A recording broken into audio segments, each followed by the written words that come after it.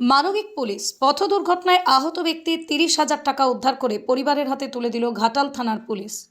পশ্চিম মেদিনীপুর জেলার ঘাটাল থানার কুচিঘাট কতুলপুর এলাকার বাসিন্দা নিতাই দলুই গতকাল রাধানগর এলাকার একটা ব্যাংক থেকে 30,000 টাকা তুলে নিজের বাইকে চড়ে বাড়ি ফেরার পথে নতুকমোড় এলাকায় হঠাৎ করেই বাইকটি নিয়ন্ত্রণ হারিয়ে রাস্তার ডিভাইডারে ধাক্কা মারে।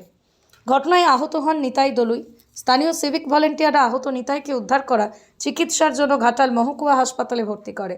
স্থানীয় সিভিক ভলেন্টিয়ারদের সহযোগিতায় আজ আহত নিতাই দলুইয়ের ব্যাগে থাকা 30,000 টাকা এবং গুরুত্বপূর্ণ নথিপত্র তার পরিবারের হাতে তুলে দিল ঘাটাল থানার পুলিশ কর্মীরা। পুলিশের এই কর্মকাণ্ডে খুশি পরিবার।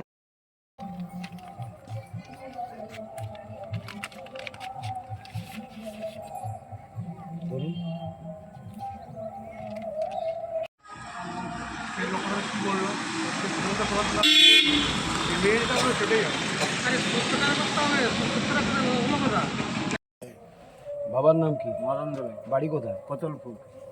আপনার ভাই কি হয়েছিল কবে?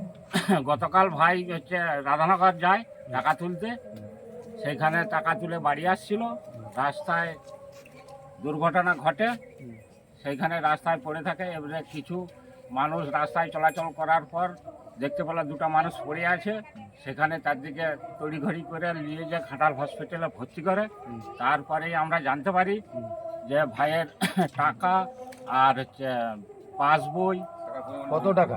30,000 টাকা আর পাসবই, হুম। আরও গাড়ির কিছু কিছু সামগ্রী জিনিস ছিল, সেইগুলা ঘাটাল থানার ঘাটাল থানার পুলিশের সহযোগিতায় আমরা সেইগুলি ফেরত পাই। ওনারা আমাদেরকে বুঝিয়ে দিয়ে গেছেন।